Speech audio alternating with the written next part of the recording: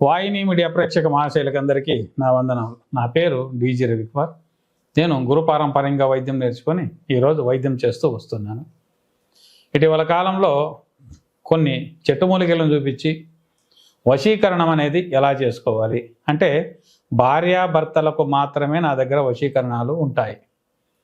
అలాంటి వాళ్ళే నేను చెప్పిన రెమెడీ కూడా చేసుకోవాలి. ఎందుకంటే వాళ్ళకిద్దరికి మాత్రమే అడ్జస్ట్ అవుతుంది, వేరే వాళ్ళకి కాదు. ముందుగానే నేను చెప్తుంటాను. చాలామంది ఏం చేస్తున్నారంటే ఫోన్లు చేస్తుంటారు. ఫోన్లు చేసి నాకు వశీకరణం కావాలండి అని అడుగుతారు.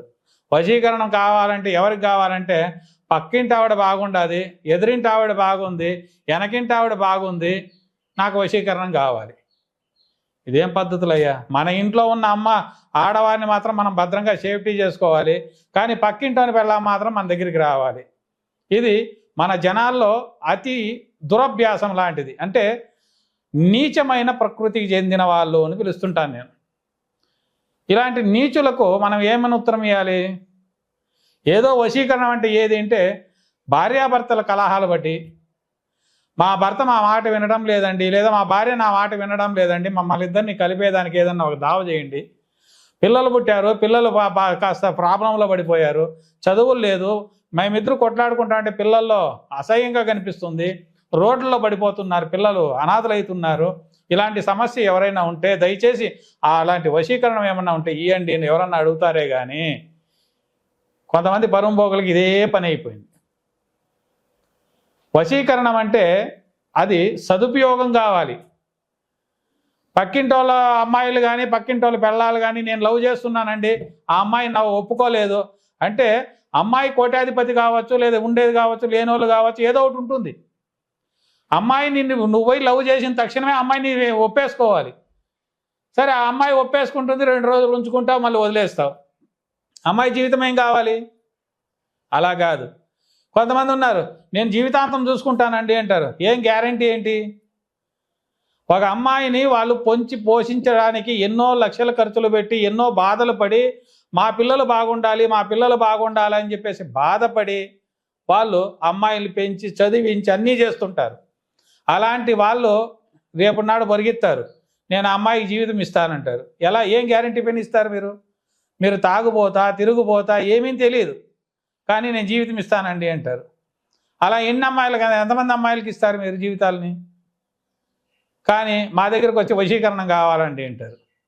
ఇవన్నీ నా దగ్గర దొరకవు. నా దగ్గర ఉండేది భార్యాభర్తలకి ఇద్దరికి మాత్రమే ఉంటుంది. ఎవరికైనా కావాలనే వాళ్ళు మాత్రమే చేయాలి. రెండోది, ఈరోజు నేను ఒక రెమెడీ చెప్తాను. ఇది భార్యాభర్తలకు మాత్రమే పనిచేస్తుంది, వేరే వాళ్ళకి పనిచేయదు.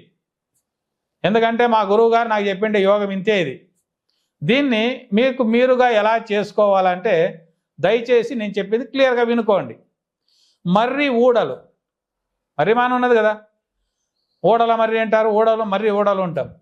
ఈ మర్రి ఊడలను కొనాలో ఉన్న తీగలు మాత్రమే తెంచుకోవాలి, ఒక అంతంత పొడవు తెంచుకోవాలి. తెంచుకొని అది ఎప్పుడు? పుష్యమి నక్షత్రము నాడు, నెలలో ఒక రోజు వస్తుంది పుష్యమి నక్షత్రం. అది ఆదివారం కావచ్చు, మంగళవారం కావచ్చు, గురువారం కావచ్చు, పుష్యమి నక్షత్రము నాడు. ఇది మగవారికి కావాల్సిండేది. భార్య ఏమన్నా సమస్య ఉంటే మగవారు పెట్టాల్సిండేది. అదే ఆడవారు మగవారికి పెట్టాలంటే పుష్యమి నక్షత్రము సోమవారము, బుధవారము, శుక్రవారము వచ్చిండాలి. అలాంటి నక్షత్రాల్లో ఈ మర్రె ఊడలను ఒకన్ని తీసుకోండి. తీసుకొని ఒక టెంకాయ చిప్పలో పెట్టండి. పెట్టి నల్ల కుక్క పాలు, నల్లగా ఉండాలి కుక్క, ఎక్కడ ఒక్క చుక్క కూడా తెలుపు కానీ వేరే రంగు కానీ ఉండకూడదు. నల్లగా ఉండాలి కుక్క, పరిపూర్ణం కుక్క నల్లగా ఉండాలి. అలాంటి కుక్క పాలును ఆ ఊడలలోకి నానబెట్టండి. నానబెట్టి ఒక 3 రోజులు బాగా ఎండలో పెట్టి నానబెట్టండి. నానబెట్టి దాన్ని బాగా నూరి చూర్ణం చేసి మీ చేతులతోనే, ఆడవారు కావచ్చు మగవారు కావచ్చు, మీ చేతులతోనే బాగా ఇట్లని దాన్ని ఏం చేస్తారంటే తినే ఆహార పదార్థాలు పెట్టాలి. తినే ఆహార పదార్థాలు ఏదైనా కావచ్చు, పులుపు తగలకుండా ఉండాలి. అలాంటి ఆహార పదార్థాల్లో పెట్టారనుకోండి, మీ భార్య కావచ్చు లేదా మీ భర్త కావచ్చు, మీరు చెప్పిన మాటలు వినకుండా అట్లా ఇట్లా ఇది చేస్తున్నారు, అలాంటి వాళ్ళు కావచ్చు, ఇలాంటి దీన్ని పెడతా వచ్చారనుకోండి, ఒక 3 రోజులు లేదా 5 రోజులు పెట్టండి భోజనాల్లో, కంపల్సరీ 100% ఆ ఒక్క సమస్య ఏముందో పరిహారం అయితే వస్తుంది. కానీ పూర్తిగా నా మాట వినాలండి, నేను చెప్పినట్లే నడవాలండి అని ఇక్కడ ఎవ్వరు శాసనం ఉండకూడదు. ఇక్కడ భార్యాభర్తలు అనేది ఏమిటి, అన్యోన్యతాభావము అంటారు. అన్యోన్యత అంటే సంసారంలో ఒకటిగా పోవడం. నేను చెప్పినట్లే వినాలని శాసనం ఉండకూడదు. అక్కడ శాసనం పెట్టుకున్నారనుకోండి అది పనిచేయదు. శాసనం లేకుండా అన్యోన్యంగా మా ఇల్లు బాగా సంసారం బాగా సుఖంగా ఉండాలి అని ఎవరికి ఉంటుందో వాళ్ళు ఈ ఒక్క రెమెడీని మీకు మీరుగా చేసుకోవచ్చు. అలా కాదండి మాకు ఇలాంటి సమస్యలు దొరకవు, ఇట్లా ప్రాబ్లం ఉండాలి అన్న వాళ్ళు ఎవరైనా ఉంటే కింద వస్తున్న నెంబర్ కాల్ చేశారనుకోండి, దానికి తగువైన మందు నా దగ్గర ఉంటుంది.